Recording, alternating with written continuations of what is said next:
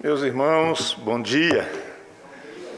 É sempre maravilhoso estarmos na casa do nosso Deus. Eu quero pedir que os irmãos se coloquem em pé para lermos a palavra do nosso Deus. Eu, como já orei antes, agradeço a Deus pela vida de cada pessoa que está conosco e alguns que nos visitam nesta manhã. Que a alegria do Senhor continue sendo a nossa força. Tiago, capítulo 5. Tiago, capítulo 5, verso 17. Vamos ler juntos. Elias era homem semelhante a nós, sujeito aos mesmos sentimentos, e orou com instância para que não chovesse sobre a terra. E por 3 anos e 6 meses não choveu. Vamos reler aqui a primeira parte do versículo. Elias era homem semelhante a nós, sujeito aos mesmos sentimentos. Amém, meus irmãos? Podem sentar. Meus irmãos, nesta manhã eu quero falar um pouco sobre orações atendidas, orações respondidas. E quero começar lembrando aos irmãos que nós temos na Bíblia inúmeros exemplos de pessoas que oraram e mesmo diante do que era humanamente impossível ou aparentemente muito improvável, obtiveram grandes respostas, grandes vitórias, simplesmente porque oraram ao Senhor. E eu gostaria de começar explicando aqui essa afirmação de Tiago, do apóstolo Tiago. Elias era um homem sujeito às mesmas paixões que nós.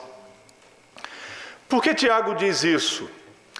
Porque às vezes nós pensamos que as orações, para serem atendidas, que elas têm a ver com alguma coisa especial na pessoa ou nas pessoas que oram.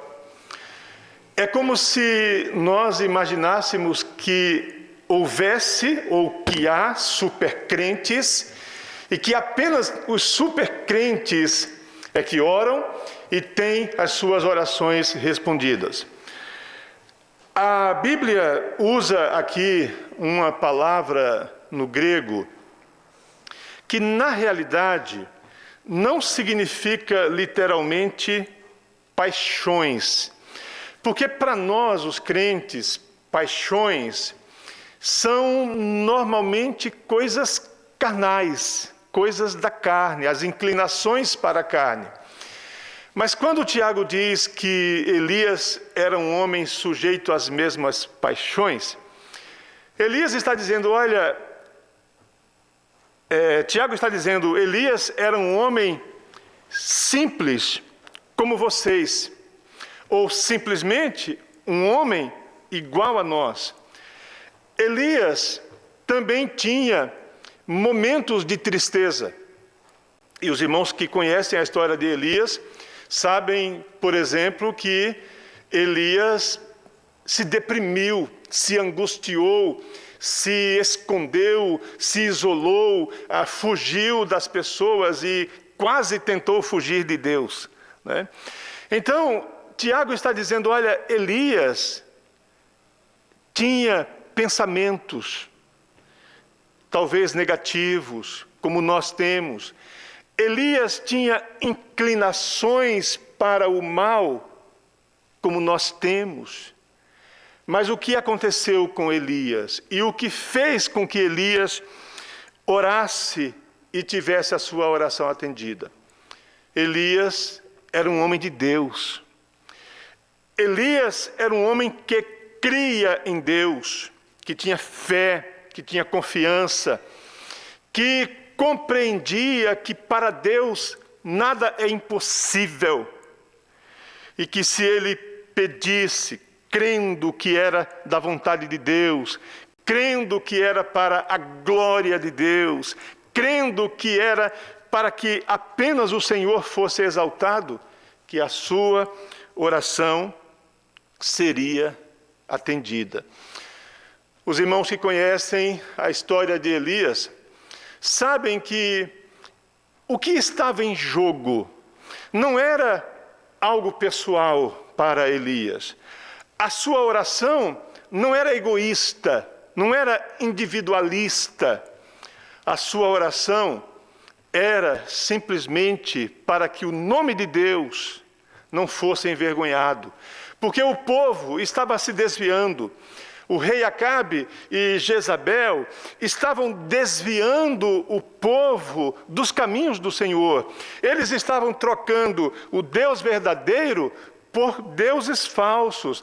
Os profetas de Baal os induziam a isto. E Elias precisava orar com fé e precisava confiar para que o nome de Deus fosse resgatado, para que a fé única e verdadeira no Senhor se mantivesse viva. O povo precisava dessa experiência. De forma que eu gostaria de, nesta manhã, quase que fazer uma pergunta aos irmãos, ou fazer aqui um questionamento aos irmãos. Quando nossas orações são atendidas? Quando foi a última vez que oramos especificamente por alguma coisa e tivemos a resposta do Senhor? Meus irmãos, há uma condição para que as nossas orações sejam atendidas. Em Mateus capítulo 7, verso 7, eu gostaria que algum irmão abrisse a sua Bíblia e lesse o texto, para que a gente possa levar o microfone até os irmãos. Então eu vou pedir que o nosso irmão Márcio, não o irmão Márcio, pai da Jordana, a esposa da irmã Maria, mas o Márcio, Márcio, né? Mateus capítulo 7, verso 7. Bênção a vocês receberão, procurem em vocês e acharão, batam e a porta será aberta para vocês. Amém. Amém. Obrigado, irmão Márcio. Meus irmãos, deixe-me brincar aqui um pouquinho com vocês. Nós que somos crentes há mais tempo, parece que ele não leu a Bíblia, não é verdade? Né? Até parece que ele não leu a Bíblia. Igual o texto que nós lemos há pouco no culto, Alba, irmão Javadilson, projeta novamente o mesmo versículo que nós lemos durante o culto em Tessalonicenses. Porque se eu pedir para os irmãos, olha, recitem 1 Tessalonicenses 5,17, né? O que é que os irmãos vão recitar? Orai sem cessar, né? Aí na sequência, em tudo dai graças, né? E aí nós lemos na versão contemporânea, que é fácil de entender também, que é muito mais na linguagem de hoje, mas dá a impressão de que nós não estamos lendo a Bíblia, não estamos lendo o texto que passamos a vida inteira convivendo com ele. Orem continuamente, né? Orai sem cessar.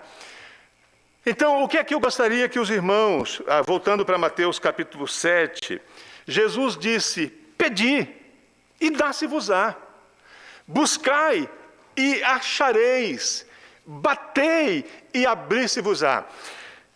Quando nós lemos a palavra de Deus, quando nós lemos esse texto tão lindo e tão profundo da palavra de Deus, nós nos convencemos, meus irmãos, que a oração é uma marca do crente fiel. A oração é marca de um crente que conhece a Deus, que sabe que vale a pena falar com Deus, que não é vã a nossa confiança, que nós não vamos ficar falando ao vento, à toa, que não haverá alguém literalmente nos ouvindo. Irmãos, eu tenho dito nas últimas pregações sobre ser prático ao pregar e não ficar apenas na questão conceitual, né? Os irmãos sabem por que hoje as pessoas conversam pouco? Os irmãos sabem por que cada dia que passa nós nos distanciamos mais e mais da família, dos amigos? Os irmãos sabem por que às vezes nós não passamos longos períodos batendo papo com alguém? Os irmãos sabem por que, especialmente nas relações familiares, as pessoas habitam debaixo do mesmo teto, mas não conversam, não partilham ou compartilham seus planos, seus sonhos, suas decepções, suas ilusões, suas vitórias, suas conquistas, suas alegrias, suas derrotas. Sabem por quê, meus irmãos? Porque as pessoas, de um modo geral, não acreditam mais na outra. Nós não acreditamos mais que nós importamos para o outro, que o outro está interessado na nossa história. E tem um detalhe, talvez o mais importante: nós não estamos interessados, nós não damos mais importância a que o outro participe, a que o outro fique sabendo, a que o outro acompanhe cada passo que nós damos. Por isso que nós nos isolamos, por isso que cada vez menos os filhos conversam com os pais e vice-versa. Quando Jesus disse aos seus discípulos: quando vocês forem orar, ao invés de ficarem fazendo orações pomposas, orações como se fossem declarações de fé, dogmas religiosos, cheios de frases de efeito, né, cheias de frases de efeito, entrem no vosso quarto, tranquem a porta e secretamente. Os irmãos sabem o que Jesus quis dizer com este secretamente? Quase que Jesus disse: olha, mesmo dentro do quarto, mesmo com a porta fechada, mesmo que isso por si só já torne difícil que alguém saiba que você está orando e ouça o que você está orando, mas você vai orar secretamente. Você vai orar como se fosse balbuciando as palavras, como se fosse sussurrando as palavras. Você vai orar como se você não quisesse que ninguém mais escutasse, que apenas Deus vai escutar você. Porque você sabe que Deus vai escutar você. Porque você sabe que a única coisa que importa é que Deus escute você.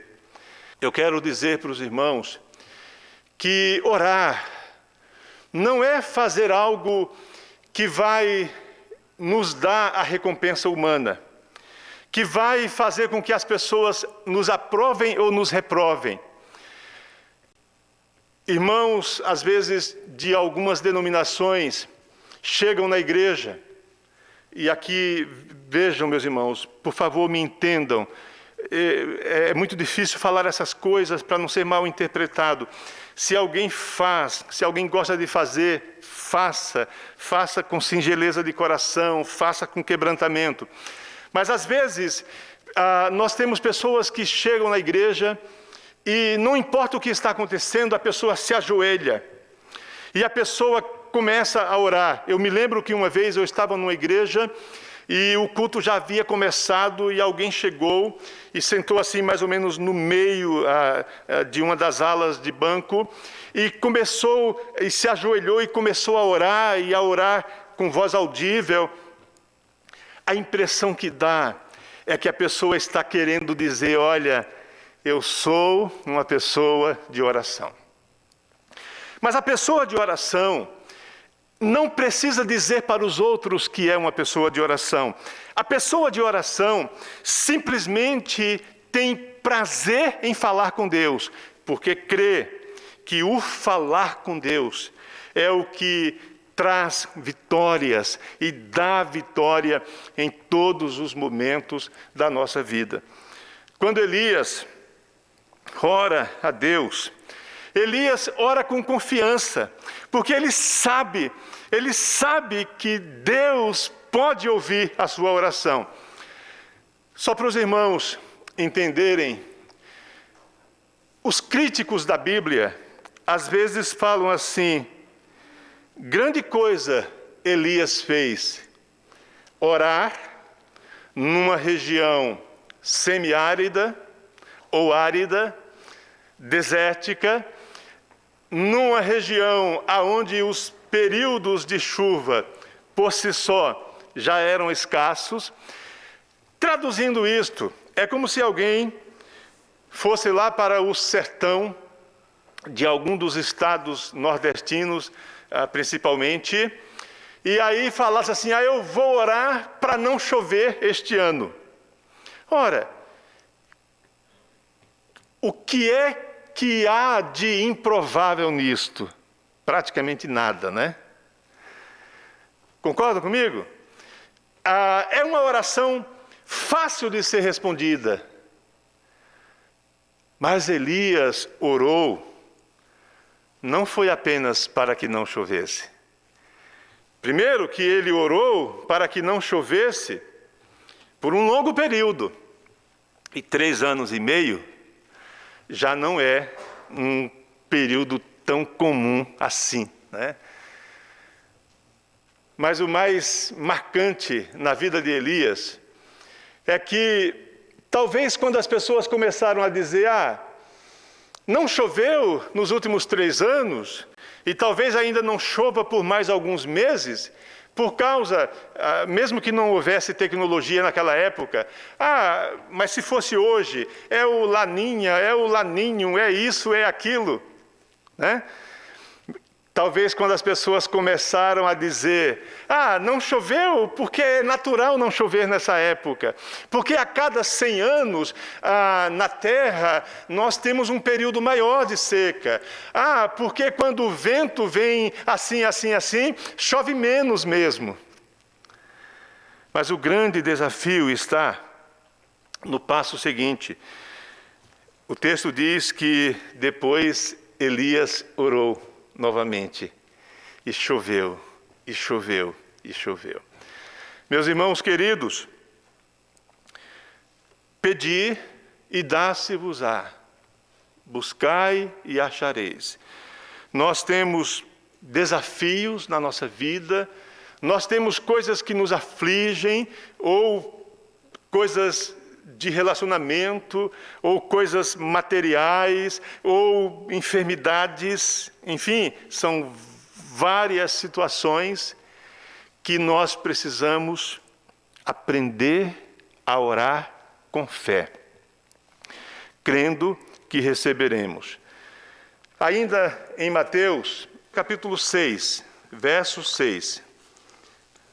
Tu, porém, quando orares, entra no teu quarto e, fechada a porta, orarás a teu Pai, que está em secreto, e teu Pai, que vê em secreto, te recompensará.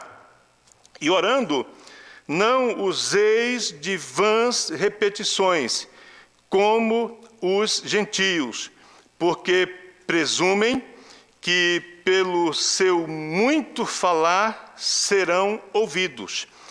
Não vos assemelheis, pois, a eles, porque Deus, o vosso Pai, sabe o de que tendes necessidades, antes que lhe peçais. Meus irmãos, quando o Senhor Jesus aqui ensina os seus discípulos sobre a simplicidade da oração, sobre esse lado do segredo da oração, da privacidade da oração, Jesus diz: olha, cuidado, para que vocês não fiquem buscando, aí eu repito o que eu já disse antes, as frases de efeito, aquelas expressões que aumentam o grau de fé de vocês, que dão a impressão de que vocês são fervorosos. Orem apenas sabendo que o vosso Deus sabe o que vos é necessário. E nesta manhã eu quero terminar dizendo aos irmãos que um dos segredos para que as orações sejam atendidas é que as nossas orações, elas precisam ser de acordo com a vontade de Deus. As nossas orações precisam ser aquelas que dão prazer a Deus em realizá-las. Voltando às questões humanas de relacionamento. Por que às vezes os filhos falam com os pais e batem com o rosto na porta? E batem com a cabeça na parede, e falam, mas não recebem, falam, mas não são atendidos, porque às vezes os filhos vão conversar com os pais, já sabendo que o que vão pedir, que o que vão falar, não é algo que está dentro dos valores familiares, dentro dos princípios familiares, dentro daquilo que é o cabedal de conhecimento ou de cultura que envolve a família, aquilo que os pais sonham e planejam para os filhos. Mas aí o filho às vezes é cabeça dura, ele é obstinado, e ele quer confrontar, e ele quer falar, e ele não se importa se vai machucar, se vai ferir os pais, mas ele está pedindo, e ele está buscando aquele seu próprio interesse. Por isso que ele não será atendido. Mas Jesus deixa muito claro que para nós sermos atendidos, nós precisamos tocar o coração de Deus, agradar o coração de Deus. E eu termino, depois eu volto possivelmente para falar sobre isto, mas eu quero terminar lembrando aos irmãos que na Bíblia nós temos mais uma oração, além da oração de Elias que foi atendida, uma oração respondida, nós temos a oração de Ana. Que oração linda! Ana pedindo a Deus um filho e sendo atendida. Pessoas que não são de oração não entendem o que é uma oração. O sacerdote Eli achou que ela não estava orando, achou que ela estava embriagada, não deu importância à sua oração, mas a oração de Ana toca o coração de Deus. Como eu disse, eu vou falar sobre isto num outro dia, mas hoje eu quero introduzir este assunto, dando para os irmãos uma ideia de reflexão aí durante a semana. Reflitam. Ana saiu de casa, vamos imaginar, né, no sábado, e foi a Siló, ao templo que estava numa cidade chamada Siló. E ali foi orar, ali no tabernáculo.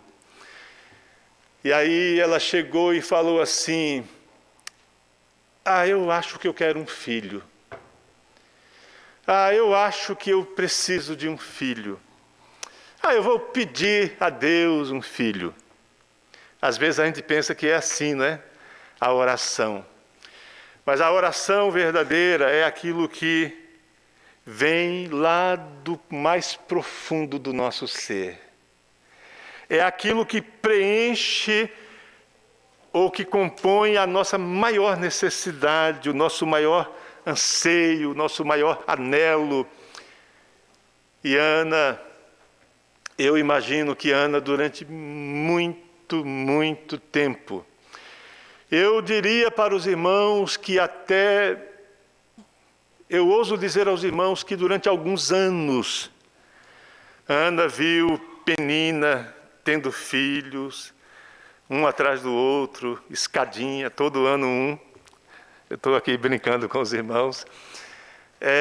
E Ana foi dizendo para Deus: Deus, eu quero um filho.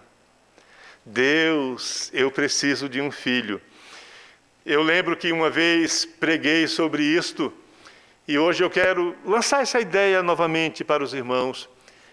É como se Ana chegasse para Deus e dissesse: Senhor, eu estou vendo que as pessoas hoje se afastam de Ti com tanta facilidade, e não julgando as pessoas, mas é como se Ana chegasse e dissesse: olha, Senhor, até os filhos do sacerdote, todo mundo vê, todo mundo sabe que eles são levianos, que eles não buscam a Ti, que eles não se importam com as coisas do Teu santo lugar de habitação, que é o tabernáculo, que eles profanam a Tua habitação.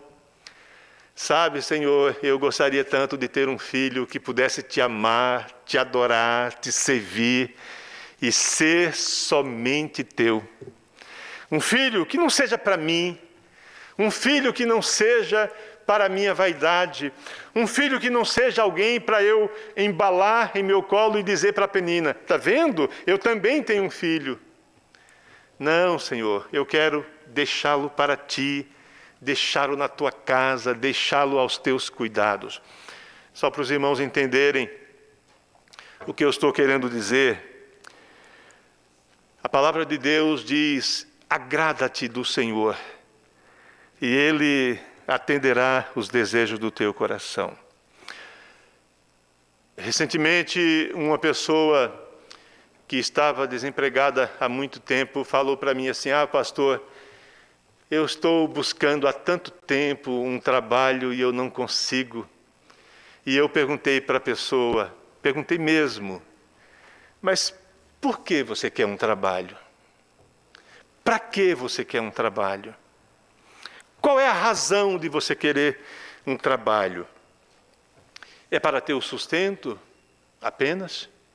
O sustento a gente pode ter limpando o jardim, limpando a casa das pessoas.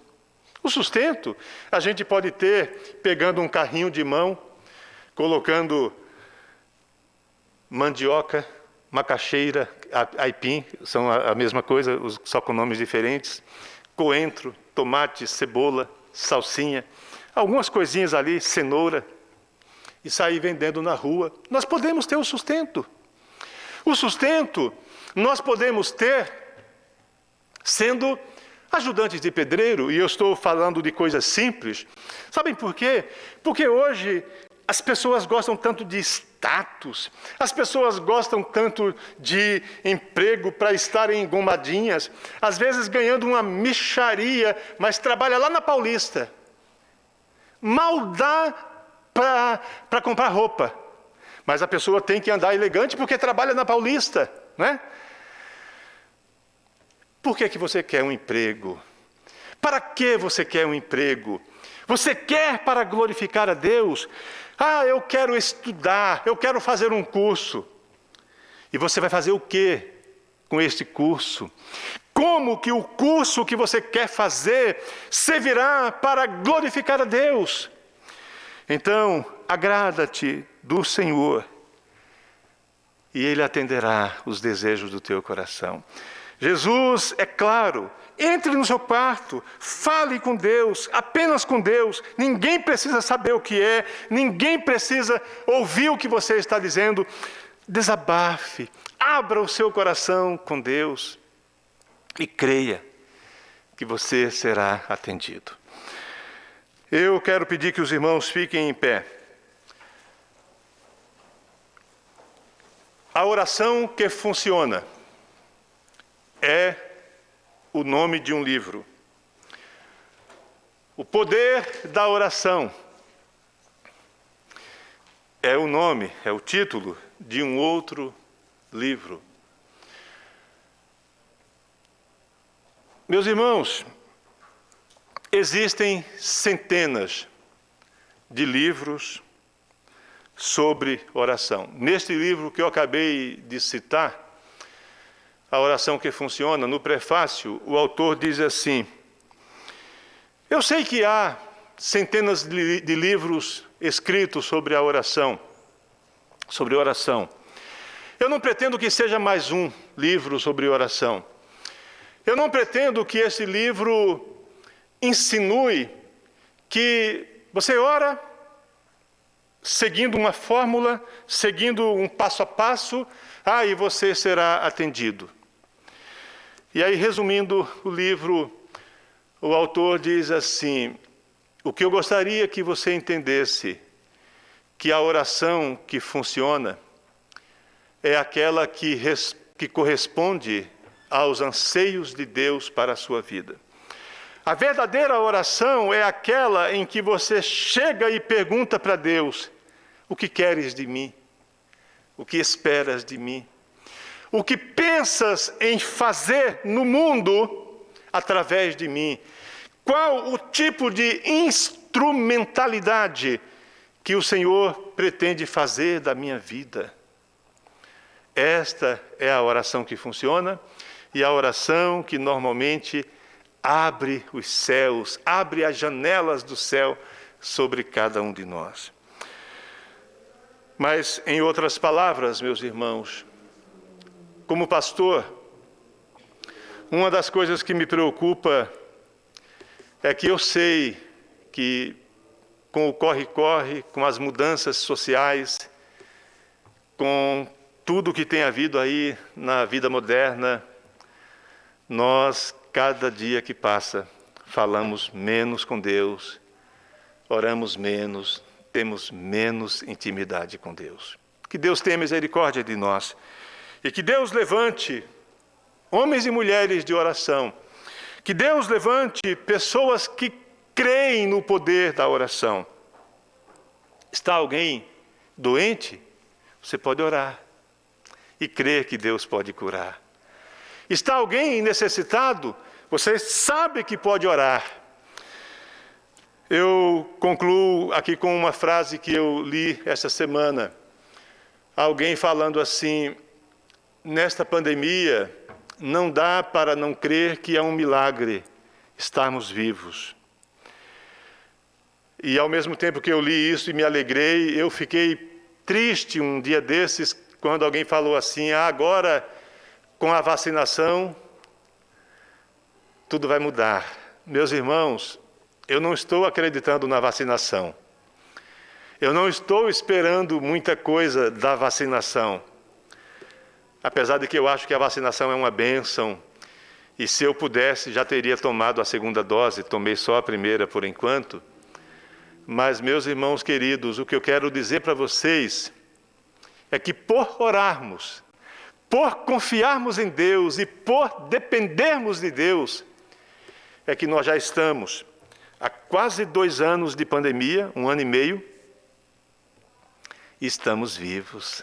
E Deus tem sustentado cada um de nós, porque Deus pode todas as coisas. Deus é dono de todas as coisas. Querido Deus, nosso Pai, muito obrigado, Senhor, por esse tempo aqui na Tua casa. Obrigado pelos Teus filhos que têm tido confiança no Senhor, que têm buscado renovar suas esperanças e suas forças no Senhor. Teus filhos, ó Deus, que têm permanecido com os olhos voltados para o alto, que têm buscado a Tua face, que têm procurado depender do Senhor e, sobretudo, crer que para o Senhor nada, exatamente nada, é impossível, nada é difícil, nada é complicado para o Senhor.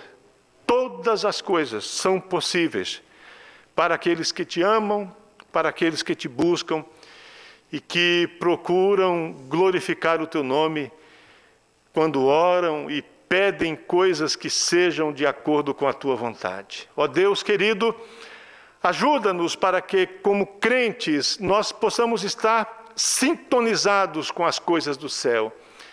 Que nós possamos ter entendimento das coisas que realmente importam nas nossas vidas. E que não fiquemos com blá, blá, blá, pensando que estamos orando, e que não fiquemos, ó Deus, apenas pedindo coisas, como se fôssemos as pessoas mais necessitadas do mundo, quando na realidade nós não precisaríamos pedir nada ao Senhor, nada, porque já temos o bastante, já temos o suficiente, nada tem faltado àqueles que te amam, àqueles que têm ao Senhor como pastor de suas vidas. E agora, ó Deus, se orarmos e se pedirmos algo, que seja algo grandioso para o teu reino, algo grandioso para a tua igreja, algo grandioso para o teu nome, para glorificar o teu nome, para que as pessoas possam dar meia volta, para que as pessoas possam desistir dessa teimosia de se desviarem dos caminhos do Senhor. Que a nossa vida possa ser exemplo, Senhor, para as pessoas que nos conhecem, de que vale a pena andar com o Senhor. Não significa que não haverá enfermidades batendo às vezes à nossa porta, não significa que não sofreremos algum revés na vida, mas significa apenas que jamais perderemos a alegria de andar com o Senhor e que jamais perderemos a confiança e o prazer de depender do Senhor em tudo em nossas vidas. Muito obrigado, Senhor, pela tua igreja, pelos teus filhos aqui. Dê-nos uma semana de paz e de alegria na tua presença. Esta é a nossa oração, Pai, em nome de Jesus. Amém.